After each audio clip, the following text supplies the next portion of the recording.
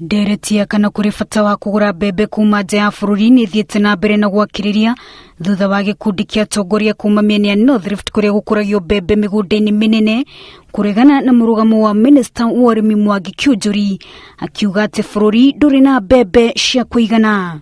We are still arguing that there is enough maize in the market. But what is happening?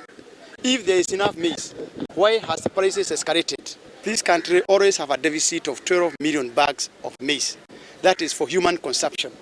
Swali kubwa kwa waziri, ulitoa wapi makadirio ya magunia milioni 12? Magitongorio ni muikariri giti wa ruhonge rwa kurugamirira makumbi ma irio ma thirikari Dr. Noah Kesa atongoria acio maugite arimi mari na mbembe cia kuigana makumbi-ini mao mugaru na rianirira ria Minister wa urimi. The maize they have in the store is enough to push us for another 2 months. So there is no emergency. The crop we have on the farms will be ready in Bomet County within another month. In Uasin Gishu County, Trans Nzoia and Nandi, within another 2 months we will have our maize ready. And as has been stated here, we have a bumper crop this year. This shortage is artificial. And it's been worked out in such a way that it should be seen as we don't have the maize. But figures, I've given you the figures. We have 303 million bags of maize yet to be bought.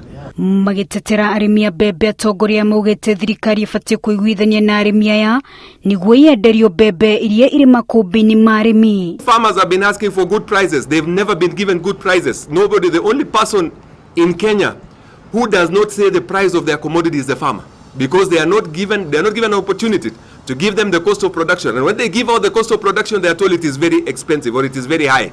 Yet they are able to import at the cost or at the price that they are given or they are told to import at. So I don't know whether we are there to protect our farmers or we want to protect farmers from other countries. Kuna wakulima mpaka kwa sasa hawakulipwa. Matapeli walilipwa. Tumeregea pale. Unyihu wa mbembe makumbi-ini ma thirikari kwa ihinda ria mieri 4 ni ucungiriire kwambatira gwa thogora wa mutu wa mbembe, mwihoko wa muingi riu ugitigarira moko-ini ma ruhonge rwa urimi niguo kwambika mitaratara mikinyaniru ya kunina githagathago giki. Wanjiru Meta, Inooro TV.